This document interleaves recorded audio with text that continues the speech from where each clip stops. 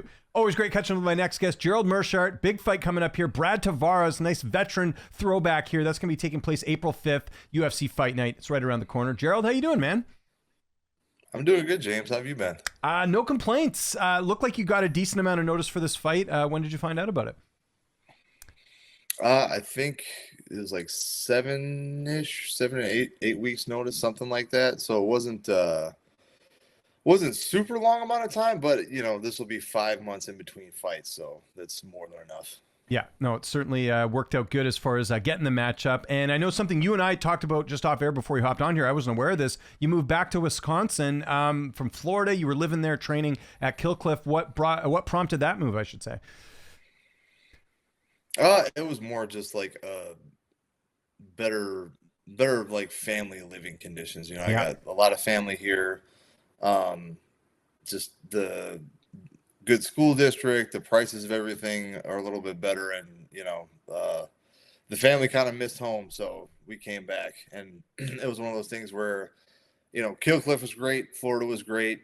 I got nothing but good things to say about all those guys, but ultimately, like, we went there for a little while for me, and it just got to a point where just missed home too much, and there are places I can train here. So, I'm back, and now I'm training at Valley Flow Striking with Belal and Charlie and Mike Valley and those guys. So Oh, cool.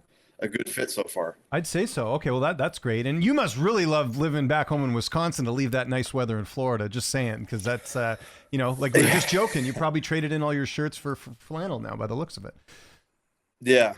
I won't be able to wear the Hawaiian shirts as much anymore, but there are some other big things and opportunities. Like, I want to eventually open up a gym down or up here now. Yeah. And have a lot more contacts in the area, and like people I can work with, and just I've been here for most of my life, so it just made more sense. And Florida is kind of a saturated market in that sense. So that was another thing too, where it's like, again, I'm not planning on retiring anytime soon, but I'm for sure on the later half of my career, so I got to start thinking about what I'm going to do after. Yeah, no, that certainly makes sense. And then correct me if I'm wrong, because I remember you had a house in Wisconsin before.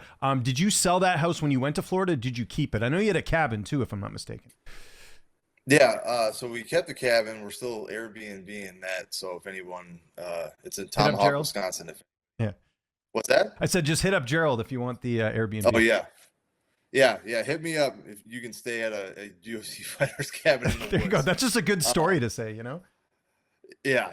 No, but we sold the one house originally, moved down there because, the plan was we're going to go there and, go all in on that. And then I had to get a different place when we came back, and it just ended up working out. And another big reason for the move is my wife got a new job, and nice. It was based back out of here, and it was, it's a great career for her with a great company, and they paid for the move back. So just kind of things fell into place pretty quickly to facilitate and make that make sense. Okay, that certainly makes sense. Let's talk about the last fight. I know it wasn't a win, but you were looking good early on in that fight against De Ridder. Just biggest takeaways from that fight that you're kind of bringing into this one.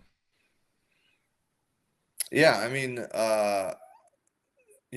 one thing from that fight is, like, I had trained to, like, anticipate, striking and defending takedowns, but De Ridder obviously doesn't shoot like a traditional wrestler or anything like that. Like, defending takedowns, like, it's still defending takedowns, but it just, his build is a little bit different. He's a little bit better with, like, little trips, and the timing and distance of it's a lot different than somebody who's just throwing combinations to shoot. But one thing it reiterated, because I did have some success on top, and I noticed it, like, I probably would have had a better gas tank had I done more offensive grappling. Even most of the time, that's going to be the game plan for me, obviously. Mm-hmm. But even if it's not, there's no replacement for, like, hard grappling and wrestling, especially when you're striking. So even if I don't plan on doing that, just having that in my back pocket and having that cardio base is one thing, I definitely will think about for fights going in the future, and obviously this next fight. And then, the biggest thing from that one was the takedown in the third round. There's a lot of people who was like, well, if you would have stayed on the feet, maybe you could have got a decision. But it was just one of those things where I felt like I could get him down, and just like secure top position and do some work and either, try to get to a choke or at least like ground and pound him out. But I knew I've been burned on decisions before where it's like, I'm going to take this into my own hands for better or worse. Like this sequence is going to decide who wins the fight. And he just happened to get the better end of it. And, he defended and we got in a little scramble and, I almost got out and just zigged when I should have zagged and he ended up getting the choke. So it is what it is. But, I think it was an exciting fight and I think the fans enjoyed it. So if nothing else, that's good. And I think if anything, like your stock went up because I think he was like a pretty decent favorite going into the fight. A lot of people are kind of counting you out, kind of like the fight before. But early on, the way the fight was going early, it certainly looked like you were going to win. So you got to take some positives from that, I imagine. Yeah, well, and to that point, I'm pretty sure I'm the underdog in like every single fight. I think there's maybe been one or two. I think you'll be the favorite in this one. I have to check the odds on this one. I think you would be the favorite. Oh, really? I would think maybe because I think Brad's. I don't know. I'm not sure. That's actually maybe I better not say that because maybe you will end up being the underdog. So we'll see. I will keep that under wraps. I mean, I'm almost always. I swear it's been like maybe 2 fights where I wasn't the underdog, and then on top of that, I'm always more plus money to win by submission. That's right. Yeah. Anything else makes no sense whatsoever. But hey, I'm sure the guys that are gambling on fights love it. So yeah, for sure. And then obviously DeRitter, they just announced this fight yesterday against Bo Nickel. Do you think? Yep. I'm curious about that fight as someone who's been in there with him and seen what Bo's capable of. Because I don't know. I'm curious your thoughts on Bo's last performance. I think it was a little bit lackluster, honestly. What do you think about that fight, and who do you see winning that one between DeRitter and Nickel? Yeah, I understand where he was coming from when he was like, look, I just started striking and all this and that. And if I was in Bo's corner, I don't know with a guy like Paul Craig, especially, that I would say like, hey, go shoot in on the legs and start getting tangled up with him. Like, obviously it wasn't the most exciting fight, but it is a 2-way street. If nothing else, Bo did, it wasn't a ton, but he did press the action a little bit more. It would have been, maybe mixing up takedowns could have opened up more strikes. That would have been nice to see, like even just touching the legs, like making them think you're going to go for something to come back up top. But on the other hand, it's like, Paul Craig's got to do something too. You know what I mean? He's got to push the action. So like, I definitely know, I can see where Bo's coming from on that one, but I also understand, like, you get thrust into the spotlight that quick. UFC fans are pretty bloodthirsty. If you don't, not that it's a smart thing, but if you don't throw caution to the wind, sometimes they'll get on you. But yeah, I'm excited to see how that fight goes down because Bo's got a really good base and just his style of wrestling is very complementary to jiu-jitsu in the first place, and it's it'll be good for trying to navigate through like somebody throwing up a lot of jiu-jitsu moves at you to like get to a dominant position. And he's going to be stronger in certain positions than maybe DeRitter is used to if you haven't gone with like a high level D1 wrestler. Right. On the same hand, DeRitter is a really, really good grappler, and obviously I trained with him beforehand. We fought. I trained with him after. Just his like, and I keep saying it, but like his build is so different. Like he's not that much taller, but just the length on his arms and his legs and the way he uses his distance, it's very, very unique, and it's hard to understand until you get in there. So it'll be interesting to see them navigate that. And I feel like it's one of those things where, unless for some reason somebody has an off night and is just like kind of stuck deer in headlights for, whatever could happen, I would think DeRitter is going to force some sort of grappling exchange because I would think he's a little more dangerous in the sense of getting to like a submission. But that being said, he's got to attack in a way that doesn't, like, I would say attack in a way that if Bo's going to be on top, he's got to off balance him, and Bo's got to make sure that when he's on top, either force referee's position to try to get the back would be probably the safest, or just kind of stay above and float and look for ground and pound without, eating too many up kicks or anything like that. So there's definitely avenues for both guys to win, but it's going to be interesting to see. I think, honestly, whoever kind of pushes the pace more and kind of, I do think it'll, unless someone gets caught, which is always possible, I think it'll probably go to grappling. It'll just be who's more insistent on pursuing like the spot that they want to get to. What do you think's more likely? I don't know. That one I'm like kind of 50-50 on, honestly, Okay. because I haven't gone with Bo in a while, right? And he's had time to work his jiu-jitsu and like work with really high level guys that are not just good at jiu-jitsu, but good at MMA. And they got a lot of good partners down at American Top Team. And I know he kind of trains there and in PA, but it's still, you've had this much time to get better. And we've only seen like little glimpses in fights. But that being said, De Ritter's been doing jiu-jitsu for that much longer. So it's like, you got to keep him off of you for X amount of time and not get tangled up. So it's like, I really, I could see Bo getting into like half guard or guard and just kind of, landing some hammer fists and maintaining good position and getting to a decision. But I could also see De Ritter like hitting a sweep or just like, Bo getting too wide on a strike or something and falling into a triangle choke. So I'm, that one I'm kind of like, I know I'm pretty positive there's going to be some grappling. I just don't know how it's going to go. Fair enough. I like the honesty on that one. Let's talk about Brad Tavares. Obviously 30 fights, a veteran I mentioned there. Just stylistically, how are you looking at this one?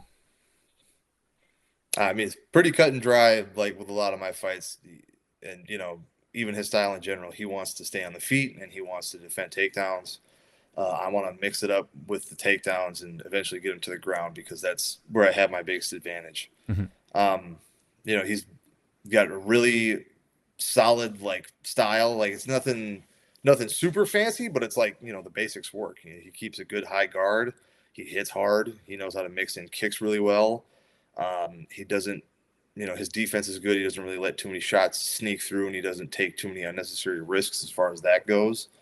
And he's got really, really good takedown defense. He does a very good job of, getting strong hips, getting his base wide, finding the cage. And then, once he gets on that cage, it's very, very hard for most people to get him to the ground.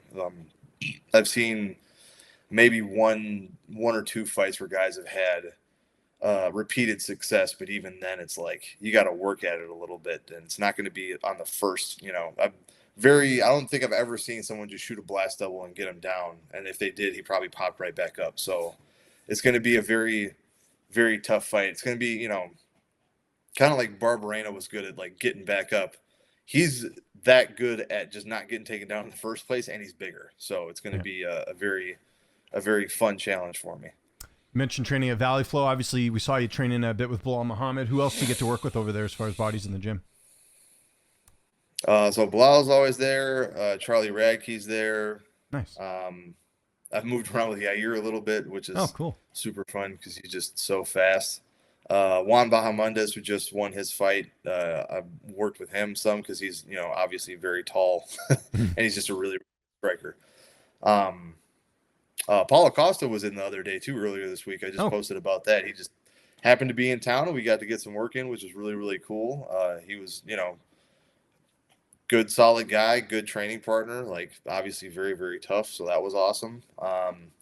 And there's a lot of up and coming guys at Valley Flow, but it's not a small team, but it's not a huge team. And, whatever you lack for partners from the outside looking in, as far as like, there's not as many big names as some places have been, but everybody's tough. There's like, a couple up and coming guys that are like, around my size or a little smaller that are all like, you haven't heard of them, but I'm telling you, they got real legit skills, and just the way they run practices there is like my cardio is going to be through the roof. Good. come step in that.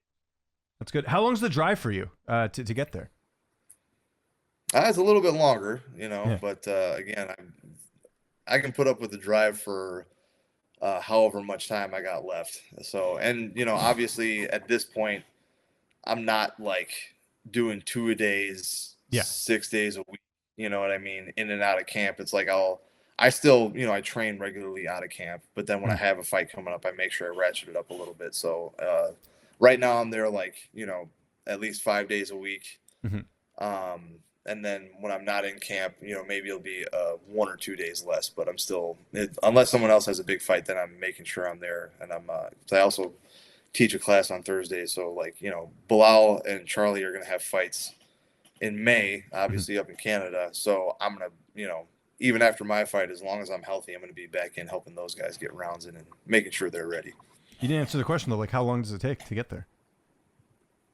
Like an hour and a half. Oh, not too bad. Okay, you made it sound like it was. You know, because I always think of Diego Ferreira. You know, he drives 8 hours a week to go to Fortis, and he'll stay like at like an apartment or something down there and train a couple days and then come back. It's crazy, and he's been doing this for years.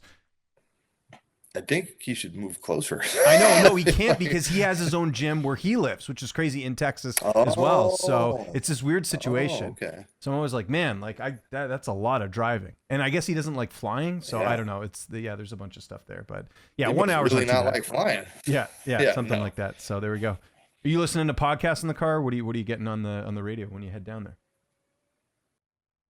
Oh yeah, just a bunch of different stuff. Nothing jumps out. The one news podcast I listen to is called Breaking Points, which I like a lot and seems to be a pretty good job of giving you facts and different angles for everything. And with everything going on in the States, especially, it's fun to see the drama unfold. Yeah. Your corner, what will that look like? Mike Valley going to be in your corner now?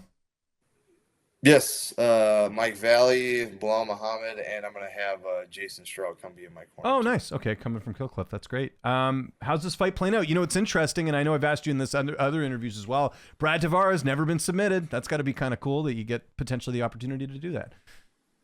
Oh, yeah.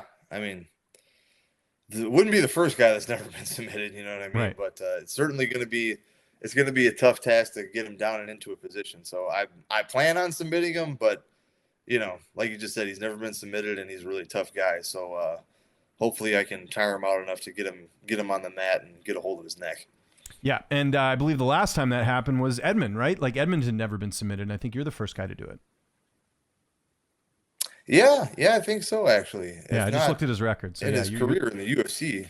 Yeah, so that's a pretty good feather in your cap. You're taking the O as for the method of victory. So I'm sure you caught the main event last week in UFC 313. What did you think of Ankalaev defeating Alex Pereira? Yeah, that was wasn't the most like exciting fight, but Ankalaev, for better or worse, he was like pushing the action. Again, he was smart about like. He did try to take him down. He shot on helmet against the cage, and he was engaging on the feet. And Pereira just, I think I could count on one hand the amount of times where, at least from the outside looking in, where it looked like he really committed with strikes. It's like wasn't a ton of volume, and I don't know if he was waiting for a good counter strike that just didn't end up being there. Or if he was too worried or anticipating the takedown. But his takedown defense looked great, but he just needed more offense. You know what I mean? I think if they have that fight again and Pereira, really says, I'm going to go forward and chuck bombs at you and really throw hands, I think the fight might go a little bit differently. But, who knows? Maybe that opens up a clean takedown for Ankalaev. So it was interesting to see that play out. And it's like after the first few rounds, you're like, okay, now he's going to open up and really start swinging, and then it just never happened. So it's, always one thing to look at a fight from the outside looking in. It's like you never know what it looks like until you're in there. So maybe there was something he was seeing that prevented him from pulling the trigger a couple of times. But, solid performance by Ankalaev. And then also at the top of your division, it looks like Duplessis is going to fight Chimaev next. What do you make of that matchup if it does end up happening? I'll be interested to see that one. Because Duplessis, as much as everyone likes to say he looks like he's tired, he doesn't seem to gas out. He's pretty, no matter what it looks like, he's pretty consistent in his output, through 5 rounds. But we have seen Chimaev kind of slow down as fights go. So, unless Chimaev can get in a really good spot really early, it's going to be hard for him to, try to get anything on DDP. I would think Chimaev would come out and try to, throw something big and try to take him down right away to try, kind of like he did, in his last couple fights, go to the back. And if you can't get a choke, at least he he has that round in the bag, and he got kind of a freebie just hanging out on someone's back. And then, but it's, can he deal with DDP style of blitzing in and like a very big individual like that. You know, I think Chimaev, I get on paper, I don't think anyone would disagree. His like wrestling technique and prowess is probably better, like in a straight up wrestling match. But in MMA, where you can throw your weight around and you got punches coming behind it, you know, we'll see what happens. But hard to bet against either guy in that sense. We'll see if if Chimaev can get to a dominant spot and like keep being like the boogeyman that everyone thinks he is, or can DDP like, get one over on him. And like he's been doing for honestly a lot of his career is, every time he would come up to somebody like, oh, this guy's going to beat him. Oh, Adesanya's going to have his number. Oh, Strickland's going to come back and do whatever. And every time he steps up to the challenge and gets it done. So I'm excited to see that one. And I'll give a slight edge to DDP on that one. Yeah, it's an interesting one. Last question. I know I kept you pretty long here today. How's fatherhood these days? How old's your little guy now? Oh, it's great, man. He's like a little over 3.5. So oh, cool. He's just a little bit older than my youngest. My youngest is going to be 4, but he'll be 4 in September. Yeah, I guess he's 3.5 too. Yeah. No, it's great. He's old enough where like he can damage things, but it's fun because he can talk. You can kind of have a conversation. He's, running around, playing outside, and he hasn't like formed his own hardline opinions yet. So talking back is still like kind of cute. Yeah. So I'm definitely enjoying it. Yeah, that's good. Does he in any like activities like after? Because I don't know if he's in like daycare or whatever, but does he do like stuff outside that? No regularly scheduled activities yet. We've already talked about getting him into some stuff, and I think they got like 3 or 4 year old like soccer or something. So we'll probably get him into something like that like soon. But I mean, once he's now that it's not freezing cold out, once he's home, he's got like this little electric bike. There's like a little motorcycle. He can actually ride. Like he tears around on that. He goes in the like little patch of woods behind her house, and he's just playing outside as much as he can. Good. That's a good kid. My kid, he can skate now, and he's about the same age, but because in Canada it's like mandatory to like learn how to play hockey. So, my son's got that down, and then we'll get him as soon as he can go into hockey. He's gonna go straight in. So that's how things are going over here. Yeah, of course. Yeah, I wouldn't expect anything less. Gerald, thanks for doing this. UFC Fight Night, April 5th. Anyone you want to thank before we get out of here? Any sponsors? Any social media you want to mention? I'll give you the last word. Shout out to Combat Corner and Sucker Punch, my new team at Valley Flow, and you guys know where to find me. There.